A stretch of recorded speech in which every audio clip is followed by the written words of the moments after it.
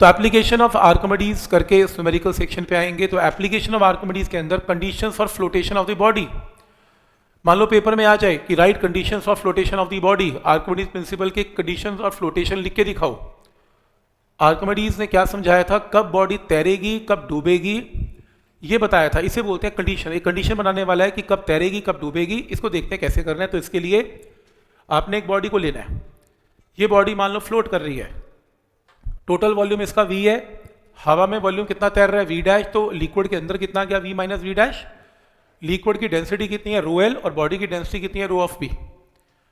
क्योंकि ये तैर रही है, वॉल्यूम ऑफ लिक्विड डिस्प्लेस्ड कितना है v minus v dash, wait of liquid displace में क्या होगा volume of liquid into wait किसका निकल रहा है लिक्विड का, तो डेंसिटी किसकी लिक्विड की इनटू जी, तो ये क्या आ गया वेट ऑफ लिक्विड डिस्प्लेस्ड। ये बॉडी कब तैरती है, जब whole weight of the body को कौन बैलेंस करता है अपथ्रस्ट, और अपथ्रस्ट का मतलब क्या होता है वेट ऑफ लिक्विड डिस्प्लेस्ड। तो weight of liquid displaced is whole weight of the body, तो वेट ऑफ लिक्विड डिस्प्लेस्ड क्या है v minus v dash into rho L into G, this is weight of liquid displaced. Whole weight में क्या आएगा whole volume v into density of body into G. क्या step यहां तक clear है, यहां से g से g कैंसिल, आप इस ब्रैकेट को ओपन कर लें, ओपन करके v वाली टर्म्स को एक तरफ कर लें, बाकी टर्म्स एक तरफ कर लें, क्रॉस मल्टीप्लाई करके v डैश निकाल लें। v डैश आ गया, v डैश का मतलब है कि कितना वॉल्यूम हवा में है, इस बॉडी का कितना वॉल्यूम हवा में है वो v डैश है। अगर बॉडी का वॉल्यूम हवा में है इसका मतलब वो तैर रही है, नहीं तो तैरेगी क्यों, डूब ना जाती। अगर बॉडी को आपने छोड़ दिया पानी में और वो हवा में तैर रही है, मीन्स कुछ पोर्शन ऊपर और कुछ नीचे है, इसका मतलब वो तैर रही है। तो v डैश इतना वॉल्यूम हवा में है। तीन केस है, पहला अगर लिक्विड की डेंसिटी बड़ी है बॉडी की डेंसिटी से, अगर रो ऑफ एल बड़ा है रो ऑफ बी से, तो ये टर्म क्या आने वाली है पॉजिटिव, तो v डैश क्या आने वाला है पॉजिटिव। v डैश पॉजिटिव का मतलब है कि बॉडी का कुछ पोर्शन हवा में तैरेगा, इसका मतलब बॉडी विल फ्लोट, बॉडी तैरेगी। आपने सुना होगा 9th क्लास में टीचर याद कराया करते थे कि बॉडी कब डूबती है कब तैरती है, अगर बॉडी की डेंसिटी पानी की डेंसिटी से बड़ी है तो वो डूब जाएगी, और अगर पानी की डेंसिटी बड़ी है बॉडी की डेंसिटी से तो वो तैरेगी। ऐसे याद करते थे, यही तो है वो। ये देखो अगर लिक्विड की डेंसिटी बड़ी है बॉडी से तो v डैश पॉजिटिव है, बॉडी तैरेगी। इसका प्रैक्टिकल एग्जाम्पल है, आप एक पूल के अंदर स्विमिंग पूल के अंदर बॉल को ले जाएं, जो बॉल है या रबर की जो फुलाई हुई चीज़ है उसकी डेंसिटी पानी से कम होती है, पानी की डेंसिटी ज़्यादा होती है। जैसे आप उसको पानी में उतारते हैं पानी उसको उठा के ऊपर फेंकता है, बॉल को ऊपर फेंकता है, क्यों, क्योंकि लिक्विड की डेंसिटी बड़ी है और बॉडी की छोटी है। तो v डैश क्या आ जाता है पॉजिटिव, बॉडी हवा में बाहर आ जाती है। लेकिन उल्टा अगर हो जाए कि बॉडी की डेंसिटी बड़ी है लिक्विड की डेंसिटी से, मतलब बॉल एक लोहे की बॉल है उसकी डेंसिटी बड़ी है पानी से भी, तो v डैश क्या आएगा नेगेटिव।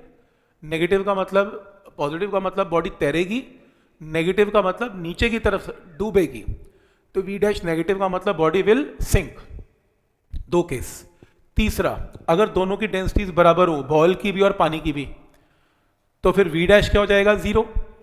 v डैश जीरो का मतलब वो तैरेगी लेकिन उसका बिल्कुल भी 1% भी पोर्शन हवा में नहीं आएगा, बिकॉज v डैश क्या है जीरो। वो डूबेगी नहीं, वो तैरेगी, लेकिन v डैश जीरो के साथ तैरेगी, मे बी सरफेस के साथ साथ फ्लोट कर ले, लेकिन बाहर नहीं आएगी बिल्कुल भी, बिकॉज v डैश जीरो है। क्योंकि v डैश नेगेटिव का मतलब डूबेगी, पॉजिटिव का मतलब ऊपर आके तैरेगी, जीरो का मतलब नीचे ही तैरेगी।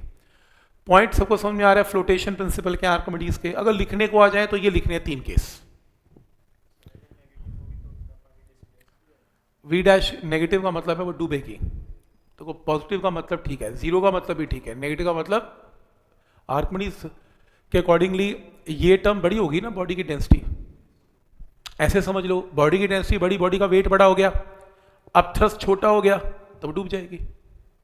सिंपल तरीका तो यही है ना, लोहे की बॉल की डेंसिटी बड़ी है उसका वेट ज़्यादा हो जाएगा, अब थ्रस्ट में तो पानी की डेंसिटी यूज हो रही है तो अब थ्रस्ट तो कम मिलेगा, तो अल्टीमेटली वो डूब जाएगी।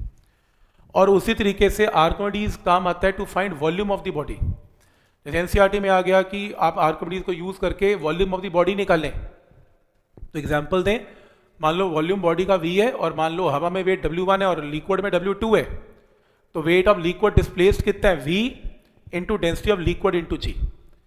तो यहाँ पर क्या करेंगे W1 माइनस W2 क्या है loss in weight, is weight of liquid displaced का वेट कितना है, वॉल्यूम लिक्विड का और बॉडी का सेम, क्योंकि वेट किसका निकल रहा है, लिक्विड का, तो डेंसिटी किसकी, लिक्विड की इंटू जी।